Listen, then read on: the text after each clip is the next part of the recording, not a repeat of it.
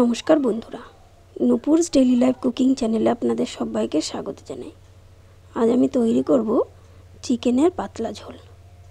তার জন্য আমি নিয়েছি 1 কেজি মতো চিকেনটাকে আমি ভালোভাবে ধুয়ে একটা ঝুড়িতে করে জলটা ঝরিয়ে নিয়েছি।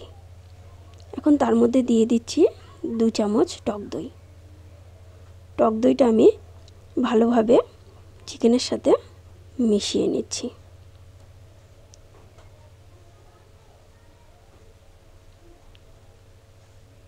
মিশিয়ে নেওয়া হয়ে গেছে।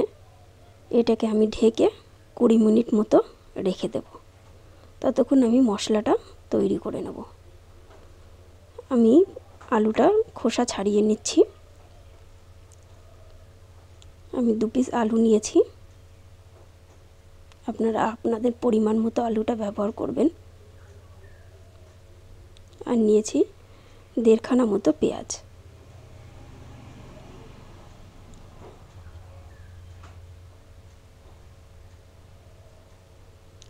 নিয়েছি কাঁচা লঙ্কা, রসুন, গোটা গরম মশলা আর পেঁয়াজ কুচি।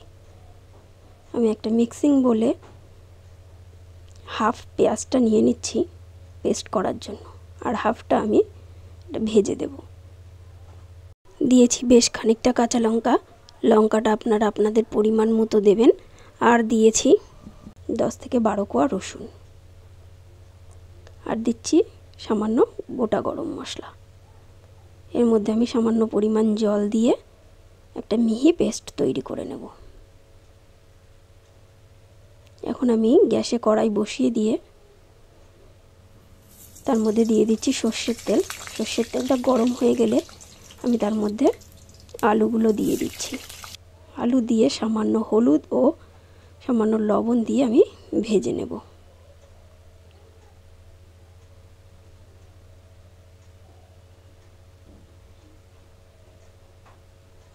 আলু ভাজা হয়ে গেছে আমার। আলুগুলো আমি তুলে নিচ্ছি।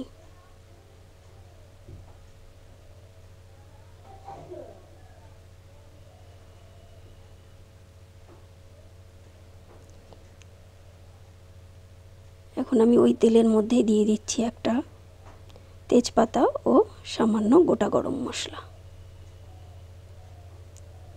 এখন দিয়ে দিচ্ছি কুচিয়ে রাখা পেঁয়াজ। পেঁয়াজটা আমি হালকা করে ভেজে নিচ্ছি। ভাজা হয়ে গেছে। এখন এর মধ্যে দিয়ে দিচ্ছি পেস্ট করে রাখা মশলাটা। মশলা দিয়ে হালকা নেড়ে চেড়ে এখন দিয়ে দিচ্ছি আদা বাটা। আমি হাফ চামচ আদা বাটা নিয়েছি। দিয়ে দিচ্ছি হাফ চামচ জিরা গুঁড়ো, হাফ চামচ ধনে গুঁড়ো, হাফ চামচ হলুদ ও 1 চামচ মতো লবণ। এখন আমি মশলাটাকে ভালোভাবে 7 থেকে 8 মিনিট সময় ধরে ভেজে নেব। মশলা ভাজা হয়ে গেছে। আমি এর মধ্যে এখন চিকেনটা ঢেলে দিলাম।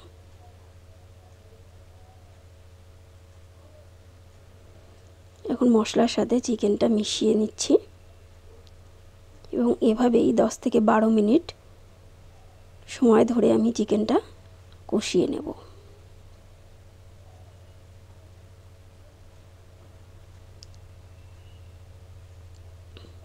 চিকেনটা ভালোভাবে কষা হয়ে গেছে।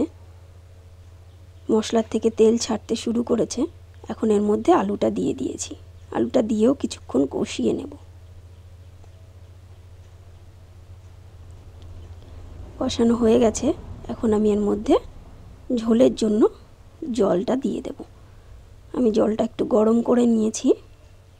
গরম জল দিলে ঝোলের স্বাদ ভালো আসে। আমি 1 বাটি মতো জল দিয়ে দিলাম। আমি একটু ঝোল রাখবো, তাই একটু বেশি পরিমাণে জল দিয়েছি। এখন ঝোলের সাথে সমস্ত মশলাগুলো আমি মিশিয়ে দিচ্ছি। মিশিয়ে দিয়ে আমি আরও 7 থেকে 8 মিনিট মতো ফুটিয়ে নেব। এখন আমি দিয়ে দেব ফোড়ন। ফোড়নের জন্য দিয়েছি সর্ষের তেল, সামান্য জিরে, একটা তেজপাতা ও 2টো শুকনো লঙ্কা। মশলাটা একটু পুড়ে উঠেছে। এখন আমি এটা হাতা দিয়ে চিকেনের মধ্যে দিয়ে দিলাম। তৈরি হয়ে গেছে আমার চিকেনের হালকা পাতলা ঝোল। এখন আমি এর মধ্যে দিয়ে দেব সামান্য পরিমাণে গরম মশলা দিয়ে আমি এটা নামিয়ে নেব। তৈরি হয়ে গেছে চিকেনের পাতলা ঝোল। এই ঝোলটা খেতে অসাধারণ লাগে, আপনারা একদিন বাড়িতে বানিয়ে দেখবেন। ভালো লাগলে আমার চ্যানেলটি সাবস্ক্রাইব করবেন, ফেসবুক থেকে ফলো করতে ভুলবেন না। ধন্যবাদ।